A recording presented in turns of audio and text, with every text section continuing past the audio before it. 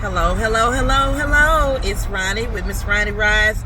Listen, y'all check out my YouTube channel at Real Talk for Real Life. Okay, Real Talk, the number 4, Real Life. So Real Talk for Real Life on YouTube. Okay, I got some really good full video subjects over there. So anyway, it is Saturday. It is a gloomy day. I am in Houston. It wasn't raining, and then it started raining, and now it's not raining. So, and I am in traffic. I do not miss this about living in Houston. So let me tell you what I want to talk to y'all about today. Right? First, if this is on YouTube, hit the subscribe button and hit the thumbs up button. That's not saying that you agree with me. It's just to push the video through the algorithm. Okay, so I'm going to upload this video in Reels on Facebook and on YouTube. So if you're a YouTube subscriber, or if you're not a YouTube subscriber, hit the subscribe button and give me a thumbs up. So this is what I want to talk to y'all about.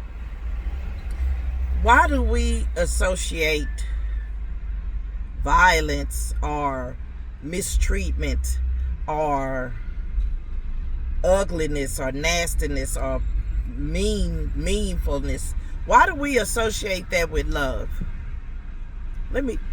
Why do we associate that with love? Let me explain it to y'all.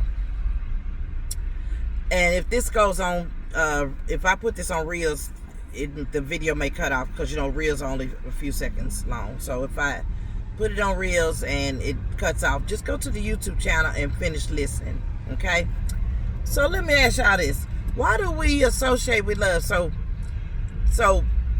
we had an incident where one of my grandsons, which we haven't seen in a while, he's been because the mother, took him, and wouldn't let us see him for years.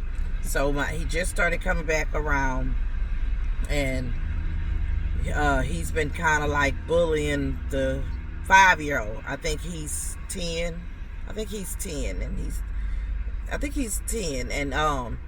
so he's been kind of bullying, picking on the 5-year-old, but the picking on is turned into bullying. So in one instance, they were playing the game, and the younger one was losing the game, so he didn't want to lose the game. So he asked his brother, can you play for me, to keep me from getting out? So he gave him the remote control, and the older one was playing, and he ended up getting out anyway. And so the younger one was laughing at him, laughing at him. And so the older one got mad, and he turned around and threw the remote control at him and hit him in his mouth. Now, if y'all know, those remote controls to these games are hefty, very, very hefty. I'm just so glad that it didn't break his tooth. So of course he was screaming and crying, and of course the older one was saying, "Oh, it was an accident." But my son, my daughter-in-law have cameras in the house, so they went and looked at the cameras, and it was an accident, right? So they chastised him and told and put him in the room on punishment, for a few minutes, and told him he couldn't play the game for the rest of the day. And so he acted a plum fool. But that's not what this is about. Anyway, he acted a nut, and so got through that. Then the next incident, this has gone from him hitting him, little taps pushing him, kind of bullying him, and them having to constantly get on him about this. So this last incident was major because it caused a big thing in the family and all this kind of stuff. Because right now he's in his mother's mom's custody, along with all the rest of his siblings, because she wasn't doing right. So CPS ended up stepping in. So they're in the picture via his mother, right? So that's how my son was able to, work with them to try to get back to being in his life. So anyway, back to the second incident. So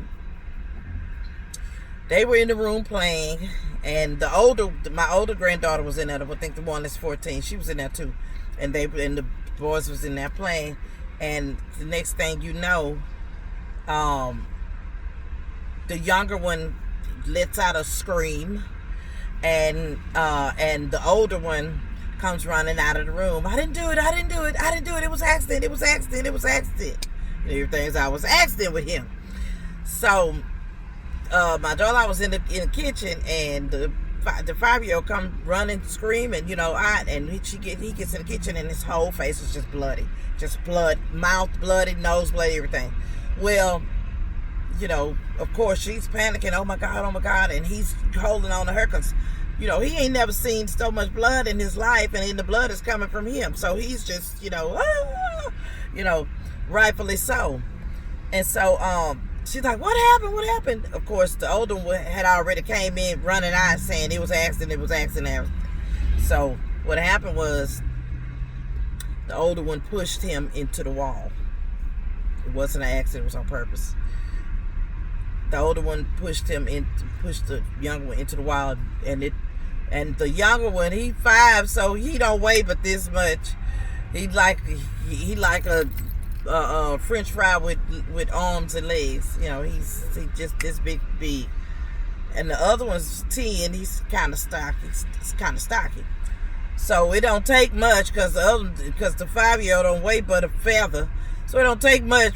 When he pushed him, and he hit the wall and busted his nose and his mouth. It was a big mess, y'all. It was a big mess.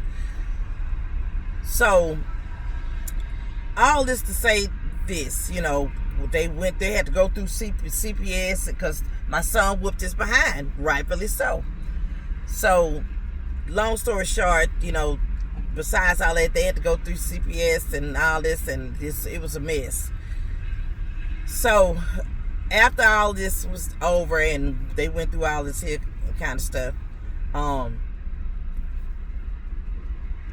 daughter-in-law was talking to my grandson, and my grandson was like, he didn't want the older one to come back over, right? He didn't want the older one to come back over. And so, and she asked him why, and he said because of what he did. And and was saying, he don't like him, he doesn't like him, and my daughter-in-law was telling him, don't say that, that's your brother, Jason, oops, I ain't gonna say his name, that, he loved, your brother loves you, and stuff like that, so, my other grandson was like, well, okay, okay, I forgive him, okay, so that is the subject of my video. That did not sit well with me when she told me, what happened, what she told my youngest one, and I didn't think about it till after I got off the phone with her. And I got to thinking, that's not good. He don't love him because he hasn't been in the picture. They don't have no bond. You understand? They don't really have no bond. They that's his brother, but we haven't seen him in years, and they don't have a bond like that. None of us have a bond like that with him because we haven't seen him. And we, when she took him, the connection was lost, amongst the family. So none of us really have a bond with him. We trying to, get to know him and stuff, and come, and try to build a family with him, but we don't really know him like that. So I was pissed off. I was mad when I heard about what he did to my baby, so, but that bothered me, and I told her the next day, I said, don't tell the younger one that his brother loves him, because I don't want him, the younger one, growing up thinking that getting bullied and hit on and beat up and abused like he's doing, I don't want him to associate that with love. And that's what we do. We don't realize how much we associate pain with love. How do you wouldn't tell your daughter, that, oh girl, that man love you, even though she laying up in the hospital with a broken arm and a black eye. You wouldn't tell her, girl, don't say you gonna leave that man. Girl, don't say you gonna leave your husband. He that man love you. You wouldn't. I don't think you would say that to your daughter, right? To encourage her to stay and deal with this man that is, over last week he hit an eye. What, Mom, I don't think he loves me. Oh, girl, he love you. Yes, he do love you. Just because he hit you in your eye don't mean he don't love you. Why would you tell your daughter that? So that's how you raising your children, to associate abuse with love? We do that, and we do it unconsciously. We do it unconsciously, and then when they grow up, they're confused about what real love really looks like. Why? Because you have raised them to believe that no matter how somebody treat them, that don't mean that they don't love them. And I just disagree. Tell me what y'all think in the comments. Let me know what y'all think. I just disagree. If you don't know, if you shouldn't be confused by if somebody love you or not, because they're gonna treat you how they feel about you. They're gonna treat you how they think about you. If they don't love you, you're gonna know they don't love you by the way they treat you. It's really not that complicated. Whether it's in a relationship with your child, a relationship with some man, a relationship with some woman, your neighbor, your co-worker, your husband, your spouse, your children, your grandchildren. Listen, if you want to know how somebody feel about you, all you have to do is look at how they treat you. How they talk to you, what type of priority you have in their lives. But mainly it's how they treat you. Because I love my, and I say priority or whatever, but it's mainly how you treat you, because, my best friend's priority in my life, we don't talk all the time. We may talk once, twice a month. My best friend, but she is my best friend. If she call me, I'm there. If I call her, she's there. Right? So, if you want, I hate that. I hate when people associate pain with love and then tell people that pain is love. The only pain you need to associate with love is the pain that Jesus Christ suffered for us, because God so loved the world. That's the only pain and love that you need to associate with each other. Anything in humanity, you do not need to do that. Stop telling people that, oh girl, that's your best friend, she wouldn't do that to you. If she slept with your husband, it was just a vulnerable time, but she loved you. No, she don't. If she slept with your husband, it's because they've been talking, they've been flirting, they've been planning, they've been eyeing each other. The love for you stopped a long time ago when her mind told her to begin to wonder about this person, or wonder about that person, or to take his kind gesture as, oh, he liked me. That's when her love stopped for you. That's when she stopped thinking about you and caring anything about you, when she started plotting on how to sleep with your husband. But you think she loved you? Stop associating love and pain, right? There's no way we need to stop that, because, the Bible says love is patient and love is kind. Love is kind. Okay? The Bible says, faith for all the wounds of a friend. Yes, if your friend loved you, she's going to tell you the truth. She's going to tell you the truth. That's love. And the truth may hurt, but she's telling you the truth because she loved you, and she want the best for you. But all of that kind of stuff, like she did with my grandson, no. I don't want my grandson growing up thinking that, the kids outside, they bullying him, but that's because they love him. The little girls at the school picking on my granddaughter and telling her, "Oh, you got nappy hair," or whatever. Because they love her. We need to stop that, and we need to train our children to understand what real love really looks like. And guess what, ladies? If you are in a marriage or in a relationship where the guy is cussing you out and calling you all kind of names and bitches and hoes and everything else and talking to you like that and stuff, and then you telling your daughters, and because they looking at that, and you telling your daughter, "Oh, but no, he loves me." What you're doing is you're training your daughters to take that type of verbal abuse from a man, and you're telling them that man loves you. Even though he calling you all kind of names and talking to you like a dog like that, he loves you. We need to stop that. We need to find a better way. Surely there's got to be a better way.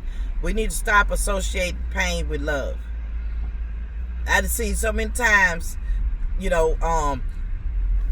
people staying in marriages and stuff after years of abuse, emotional abuse, because they parents convinced them that this person loves them. Just like that movie. Remember that movie?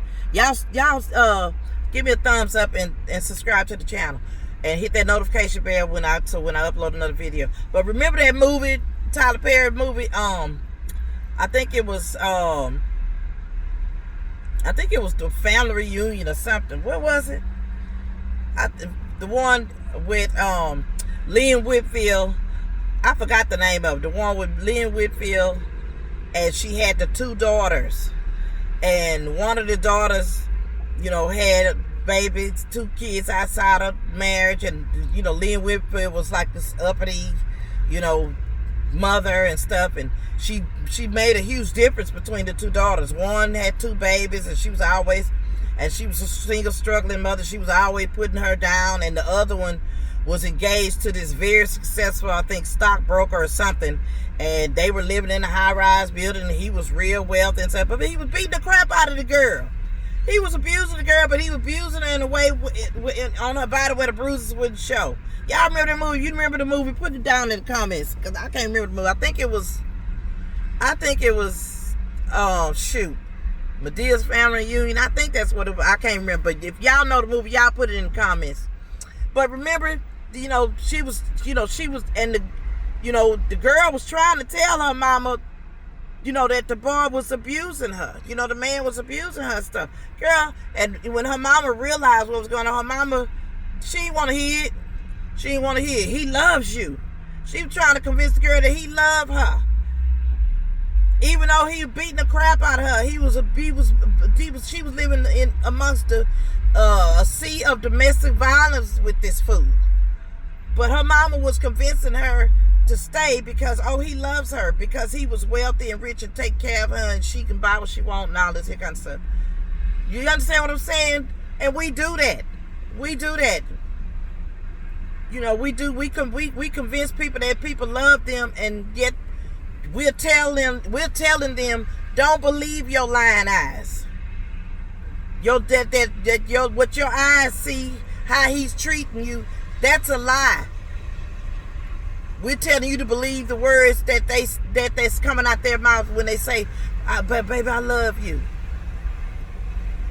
So we're training them to ignore whatever the man does and how he treats you, or whatever your little sister do, or whatever your little brother do. Ignore all of that. They love you. So now we're gonna have a generation of children that are being raised up to believe that abuse is love, whether it's emotional or physical or mental, even financial. Because a lot of people abuse people financially too and call it love, and convince the people that they love them. We need to stop that. We need to stop that. We need to teach our children to learn how to recognize love and how, if somebody treat them a certain way or is doing them a certain way, that is not love, and they need to not be their friend. They need to stop talking to that person, and they need to stay away from that person. They need to get out of there. They need to get out of that relationship, whatever it is, and stop encouraging people to stay in abusive friendships or relationships, or people even abuse financially. People even abuse people financially. We tell them, they just looking out for your best interests and stuff. Now that they taking all my money and spending it on dope and other women and on luxury items, and my life's getting cut off. But girl, he there every night, girl. He ain't cheating on you. He may be spending a little bit too much money, but he ain't cheating on you. But my light's off. Did you not hear me say this nigga done spent up all the light money? But you trying to tell me he loved me? And because he's home every night? That's financial abuse. Writing checks behind my back, bouncing checks. Now I owe the bank $1,000, but you convincing me that this man loved me because he home every night. He ain't riding women around in my car, but he writing hot checks, and now I owe the bank $10,000. But he loves you, girl. He don't be running the street. At least he don't be running the streets. At least he at home every night. Yeah, he at home because he spent up all the money. He ain't got no more money to go nowhere. We need to stop that. We need to stop that. We need to stop people and stop encouraging people to ignore emotional abuse and put emotional abuse and love together, because it's not love. It is abuse, whether it's spiritual, financial, emotional, physical. Stop equating love with abuse. It is not the same. Love does not abuse. Love appreciates. Love takes care of and takes care for. And love is patient. And love is kind. And love is protective. Love is not abuse. All right? So thank y'all. Thank you for listening. Subscribe to the channel. Hit the thumbs up button so the video can go through the algorithm. If you know somebody that needs to hear this, please share the video. Please share the video, okay? Even share it on your Facebook. Say, hey, y'all, check this video out, okay? Thank you so much for listening.